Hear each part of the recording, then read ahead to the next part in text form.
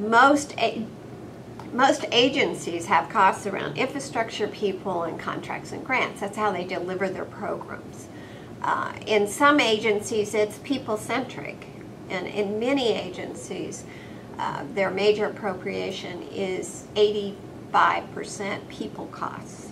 This is employee costs. So if that's the case and you're talking about 5 to 10% reduction, that's a huge reduction of an ongoing workforce or whatever. So what is driving those costs? What are the salaries? What is the grade levels for those particular? Who's eligible to retire? What is your attrition? Your infrastructure support costs. What are your fixed and not fixed costs, non-fixed costs? What are your rents? What do you own in terms of property?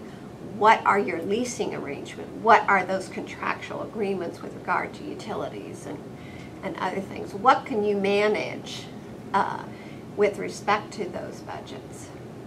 And how can you in the next 6 months to 3 years consolidate? And what would be the cost of that consolidation? Because it may have a long-term savings, but that initial cost to consolidate has a cost. Same thing with IT, information technology. What can you do? Consolidation of data centers. Can you leverage applications? Can you look at how you more efficiently operate and support your infrastructure in that regard? In your grants and contracts, what are your legislative, legal, regulatory requirements in those areas? Can you change the grant structure without a legislative change or without a regulatory change? If you do need that, what is the timeline for that?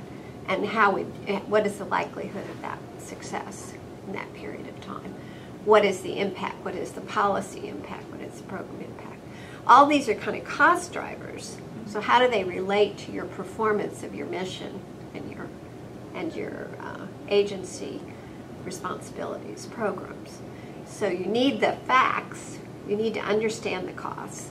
In terms of your revenue, you need to understand what finances those programs. If they get enough information, you're going to come up with a set of, if you will, the term, a set of reductions that might be 3 to 5% in all of that.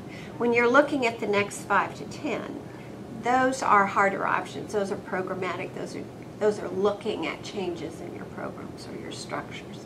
And so the first set, I really like to use cost accounting to help me with that, or looking at the full cost of programs, both direct and indirect, because I think it helps you to look at all kinds of options across the board. Oftentimes you're looking at programs in many agencies that are scattered geographically across the country.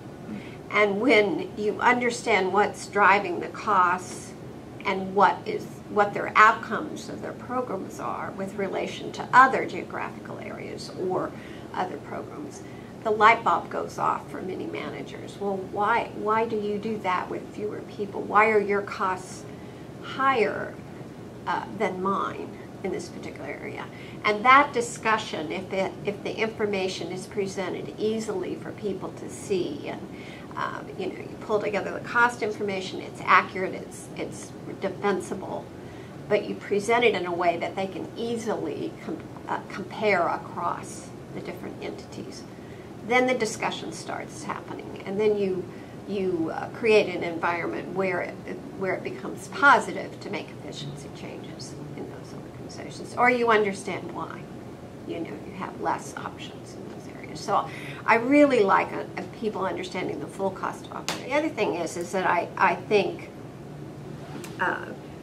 understanding the policy implications of programs, oftentimes, and understanding what we can do internally without legislative change. Oftentimes we say, well, we can't change a program because we created this by law. But oftentimes there is a legal mandate for those programs. There's a legal mandate for all these programs. But there are more often things in programs, and that's where you have to engage your program managers, that you can do a lot to streamline your processes or streamline your delivery of services, that can be done incrementally. And you need to set an environment where that's a positive thing to do. But they need to have information about that. They need to be working with you on that to create those kinds of options. I think it's a lot harder to deliver on something as serious as the cuts that are envisioned for here if you don't have that collaboration, because you're just going to create an environment where information is held, not shared.